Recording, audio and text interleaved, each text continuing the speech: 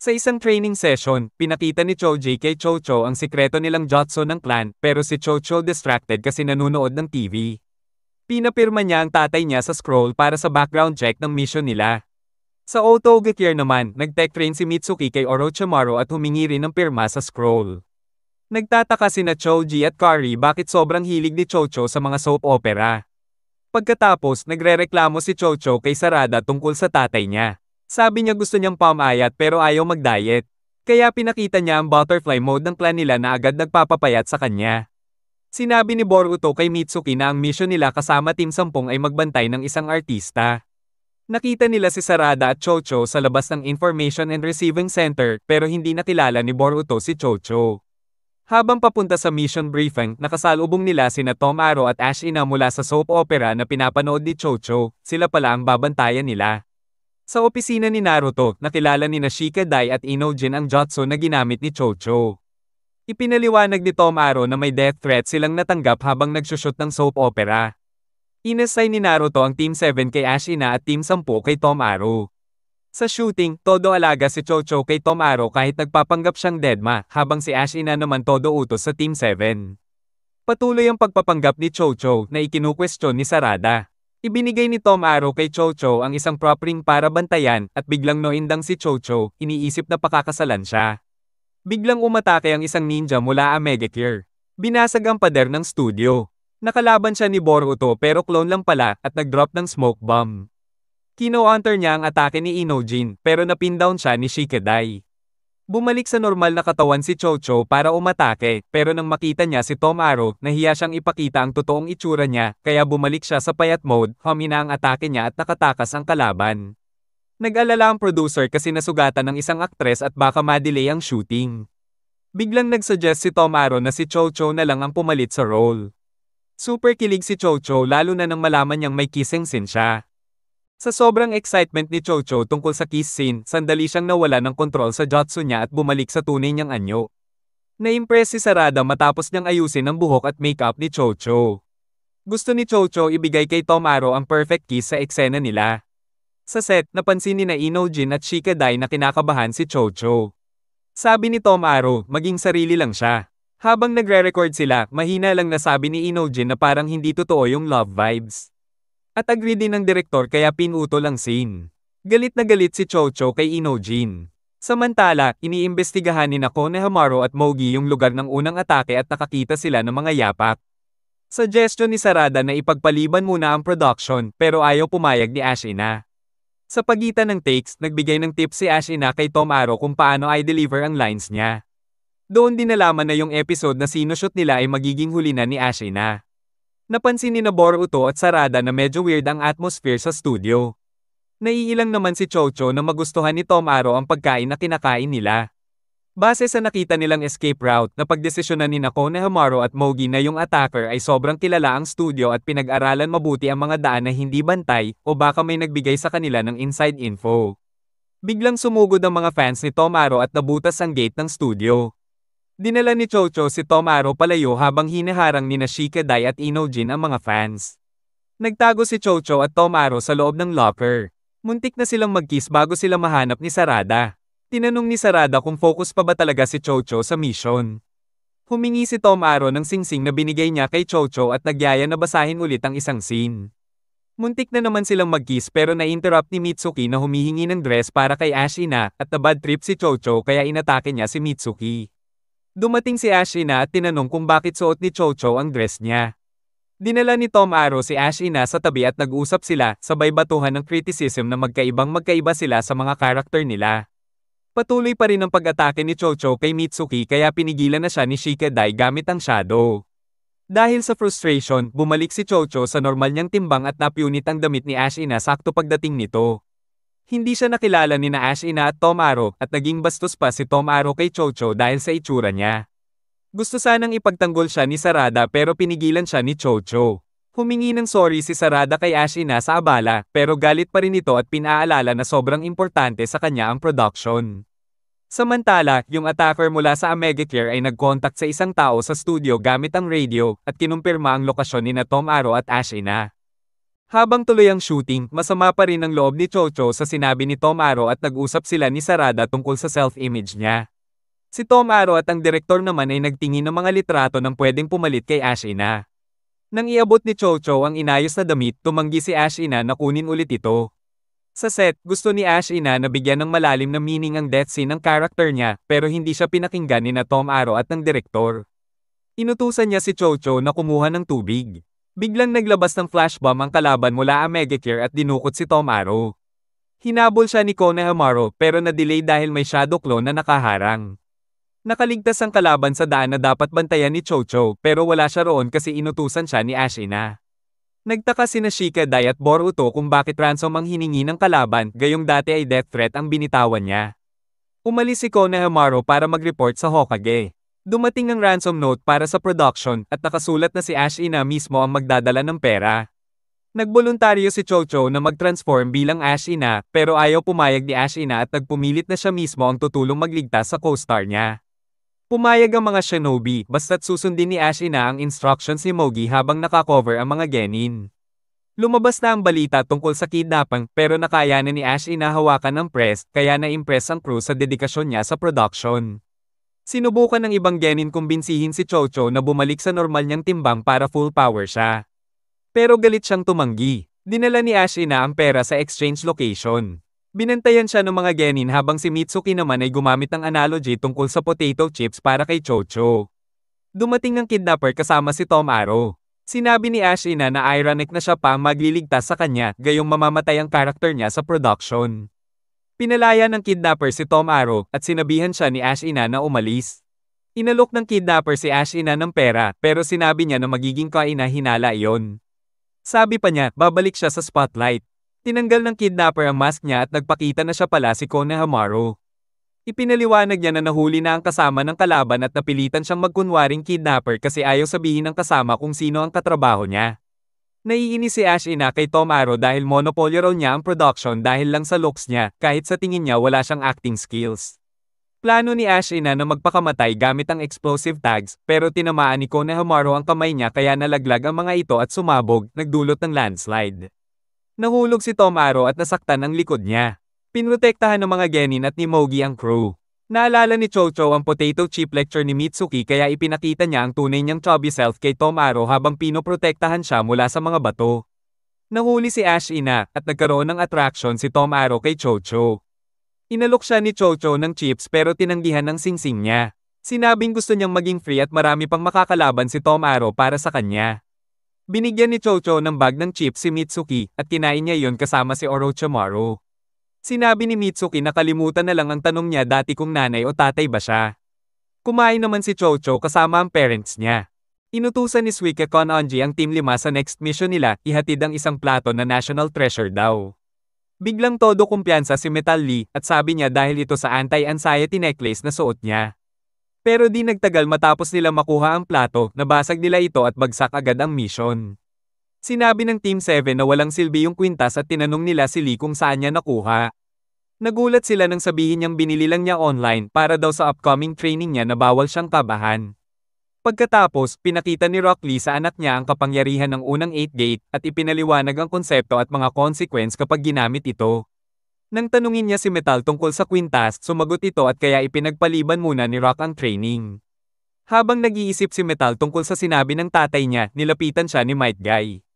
In-explain niya ang sitwasyon at inimbitahan siya ni Guy na sumama sa kanya buong araw. Dinala ni Metal si Guy sa speaking session nito sa academy. Habang binubuhat niya si Guy sa wheelchair paakyat ng maraming hagdan, kinabahan siya kasi may mga nakakita. Naisip niyang baka kailangan pa niya ng isa pang kwintas. Sa academy, excited si Iwabi marinig si Guy magsalita. Si Denki naman interesado kasi mahina siya sa taijutsu. Nagkwento si Guy sa mga estudyante tungkol sa paggamit niya ng taijutsu noong digmaan pero nakalimutan niya yung mga pangalan ng mga kalaban niya. Sinabi niya na wala siyang regrets at mas okay harapin ang katotohanan kaysa mag-alala. Nag-alok siyang mag-demo ng taijutsu at pinili sina Iwabi at Metal sa sparring pero mabilis niya silang tinalo pareho. Pagkatapos, nalungkot si Metal kasi kahit anxiety niya di niya malabanan, samantalang si Guy nakipaglaban pa gamit lang isang paa. Sabi ni Guy, isipin na lang niya yung natutunan niya ngayong araw. Nag-practice si Metal sa gabi pero gamit pa rin ang necklace. Pinanood siya ni Rock Lee mula sa malayo at kinausap niya si Guy tungkol dito. Kinabukasan, may bagong mission ng Team 5 pero pumalpak ulit sila dahil di nila nahuli ang magnanakaw. Si Lee, na tatlo na ang kwintas, gumawa ng sobrang ingay. Kaya hinamon siya ni Rock Lee sa isang laban at inimbitahan pa ang iba para manood. Sabi niya, kung hindi kayang harapin ni Metal ang audience, wala siyang chance matuto ng 8 gates. Tinanong ni Guy si Metal tungkol sa anxiety niya at sinabi na yon ang tunay na sarili niya. Kinabukasan, dumating si Metal sa hamon at tinanggal lahat ng kwintas. Natutunan niya kay Guy na tanggapin na anxious talaga siya. Nakipaglaban siya at kahit di natamaan at sobrang kaba sa dami ng nanunood, lumaban pa rin siya. Habang lalong kinakabahan, naging magulo ang galaw niya kaya hirap si Rock Lee basahin ito. Bigla niyang na-open ang unang gate nang hindi niya alam at nakatama siya ng suntok sa tatay niya, sapat para matupad ang kondisyon ng panalo. Idineklara ni Guy na panalo si Metal at ipinaliwanag nila na nagawa niyang buksan ang first gate. Nagkita ulit ang Team 5 at Team 7 bago ang susunod na mission. Tinanong siya ulit tungkol sa kwintas at inamin na ni Metal ang anxiety niya. Ang mission nila ngayon ay maghatid ng isang mamahaling florera. Pero nang binalaan siya ni Suika na huwag itong basagin, bigla siyang kinabahan at dali-dali siyang pinigilan ng mga kaibigan niya para hindi niya mabasag ang vase.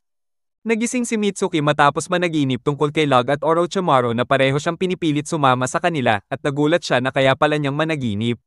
Sa Lightning Burger, kinuwento niya sa mga kaibigan na nagkaroon siya ng unang panaginip habang iniisip kung anong kakainin. Nagulat si Boruto na hindi pa siya nagkaroon ng panaginip dati at nagreklamo si Chocho na sobrang tagal niyang umorder.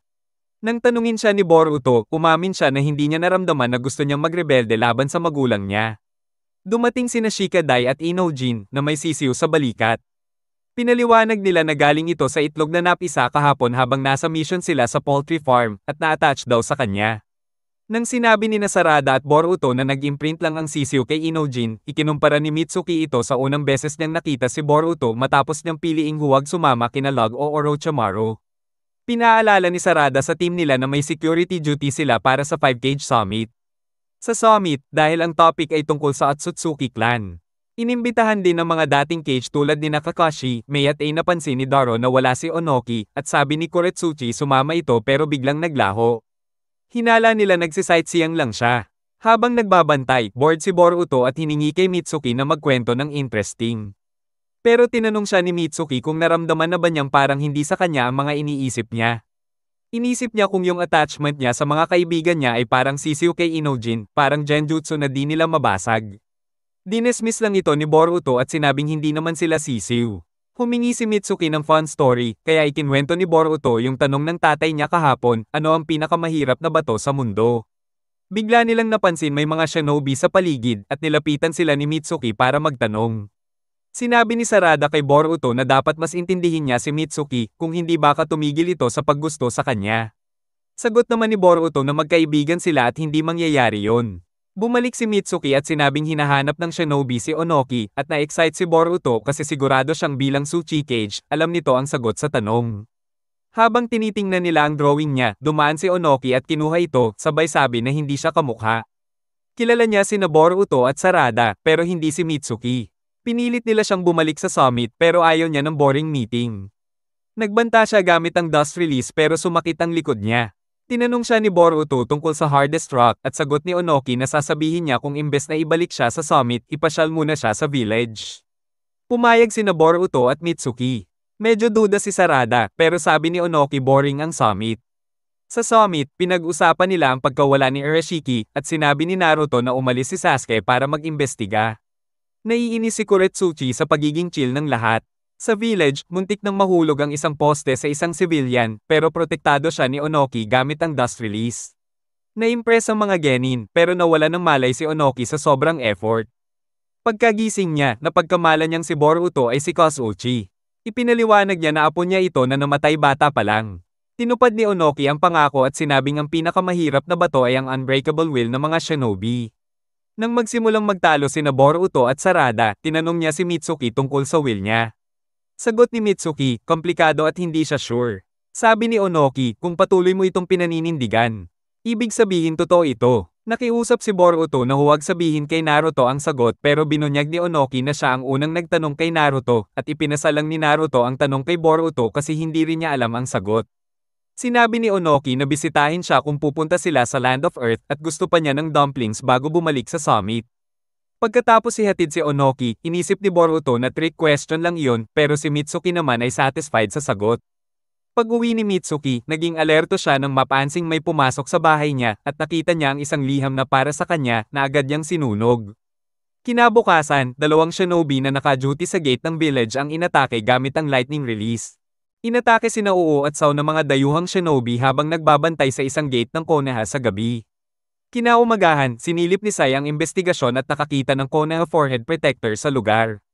Napansin ni Sarada na late si Mitsuki at hindi naniwala kay Boruto nang sabihing baka nasa bahay pa siya. Nagpa siya silang puntahan mismo si Mitsuki para sabihing kanselado ang mga mission. Pagdating nila, bukas ang pinto kaya pumasok sila at nakita ang apartment na walang tao. Nakaramdam si Boruto ng lungkot. At naisip nilang hindi kailanman nagsalita si Mitsuki tungkol sa magulang at sa village niya. Nakakita sila ng portrait ni Boruto sa tabi ng kama. Tinanong ni Boruto ang ibang genin kung nakita nila si Mitsuki. Sabi ni Inojin, si Boruto dapat ang mas nakakaalam kung nasaan siya. Sabi ni Chocho, pinatawag ng Hokage lahat ng Jonin kahit kanselado karamihan ng mission. Ipinabatid din na Boruto at Sarada kay Konohamaru na nawawala si Mitsuki at napansin nilang may tinatago ito nang iwasan silang sagutin. Nag-eavesdrop sila sa isang high-level meeting kung saan pinag-uusapan kung sino ang nasa likod ng pag-atake at bakit. Dumating si Tsunade matapos marinig ang balita. Pinakumpirma ni Sai kay Konohamaru na ang forehead protector ay kay Mitsuki nga. Napag-isipan nilang baka si Mitsuki ang target. Hindi alam ni Tsunade kung sino si Mitsuki, kaya ipinatawag din sina Homura at Kaharu. Si Ino, ginamit ang kakayahan niya para balikan ang alaala ng mga gwardya at nakita niyang kusang sumama si Mitsuki sa mga umatake. Naguluhan sina Boruto at Sarada. Naisip ni Konohamaru na baka may ibang pakay si Mitsuki at iminungkahi na tawagan ang guardian nito. Inihayag ni Naruto na si Mitsuki ay anak ni Orochimaru. Nagalit si Tsunade at sinabi ng mga advisor na delikado siya gaya ng ama. Sagot ni Naruto, tinanggap na niya si Mitsuki bilang shinobi at dagdag ni Shikamaru na mahalaga ang research ni Orochimaru laban sa Otsutsuki. Nag-usap sina Boruto at Sarada tungkol sa loyalty ni Mitsuki at napansin nilang marami pa silang hindi alam tungkol sa kanya. Sabi ni Sarada, bilang shinobi dapat nilang isaalang-alang ang lahat ng posibilidad. Tanong ni Boruto kung ang Hokage na gusto niyang maging ay puro skills lang ba ang batayan. Pinuna niya si Sarada dahil hindi nito binibigyan ng tiwala si Mitsuki bago siya umalis. Lumapit si Shikadai kay Boruto at sinabi niyang nakaalerto na ang village, magbubuo sila ng tracking team para hanapin si Mitsuki. At binalaan siyang huwag gumawa ng kalokohan. Malapit sa site ng atake, nakita ni Boruto ang isa sa mga ahas ni Mitsuki na inaatake ng natirang kalaban. Tinalo ni Boruto ang natira at naghatid ang ahas ng mensahe para sa kanya na iyon daw ang will ni Mitsuki. Kinagabihan, naghanda si Boruto para umalis at hanapin si Mitsuki para makumpirma ang mensahe. Kahit delikado, sumama si Sarada at nais dalhin ang ahas kay Orochimaru para makakuha pa ng impormasyon. Habang papunta kina Orochimaru, binalaan ni Sarada si Boruto na bantay sarado iyon ng mga Jonin, kaya kailangan nilang mag-ingat na huwag mahuli. Ipinabatid ni Yamato kay Orochimaru ang pagtakas ni Mitsuki at sinabihang ipaalam agad kung makikipag-ugnayan ito. Sa Konoha, pinag-usapan ng mga leader ang desisyon ni Naruto na tanggapin si Mitsuki sa village at ipagpatuloy pa rin ang plano. Inulat ni Udon na nawawala sina Boruto at Sarada. Dahil alam ni Shikadai ang kilos ni Boruto, inisip ni Shikamaru na ipapahabol ang team niya. Nakiusap si Konohamaru na siya ang sumama dahil responsibilidad niya ang mga genin. Nalilito siya tungkol kay Mitsuki, kaya tinanong niya si Naruto kung bakit isinama ito sa team niya. Sagot ni Naruto, gusto niyang makilala ni Konohamaru si Mitsuki nang walang bias bilang anak ni Orochimaru, pero nagsisisi siya na nalaman ito sa ganitong paraan. Hindi pumayag si Shikamaru na sumama si Konohamaru. Nag-usisa sina Inojin at Chocho kung bakit nagpunta sina Boruto at Sarada para hanapin si Mitsuki. Mas inalala ni Shikadai na baka husgahan na sila ng buong village. Dumating si Mogi at umalis na ang team para sunduin ang dalawa. Nag-disguise si Sarada bilang Mitsuki at niligaw ang mga Jonin palayo sa hideout ni Orochimaru, kaya nakalusot si Boruto nang hindi napapansin. Habang hinahanap si Orochimaru, nadiskubre ni Boruto ang isang tangke na may lumalaking clone ni Mitsuki. Nahuli siya ni Suigetsu, at ipinakilala ni Orochimaru ang sarili niya. Ipinaliwanag nito na lahat ng Mitsuki ay bahagi ng experiments niya. Hindi siya nag-aalala kung nawala si Mitsuki dahil may cursed seal ito na magpapasabog kapag natuklasan ng iba ang tunay niyang pagkatao, para manatiling sikreto ang research ni Orochimaru. Nabalisa si Boruto kung ano ba talaga ang pinahahalagahan ni Orochimaru. Natrap si Sarada ng mga Jonin sa isang barrier, pero sinagip siya ni Karen, sinabi kung nasaan si Boruto, at nag-transform bilang Mitsuki para iliga ang mga bantay. Ibinigay ni Boruto kay Orochimaru ang ahas na iniwan ni Mitsuki at inulit ang mensahe nito. Pumayag si Orochimaru na suriin pa ang ahas. Nakasama muli ni Sarada si Boruto at tinanong siya nito kung alam na niya ang tungkol kay Mitsuki dahil nakapunta na siya dati sa lab sabay pakita ng mga clone. Samantala, nag-usap sina Orochimaru at Lug tungkol kay Mitsuki.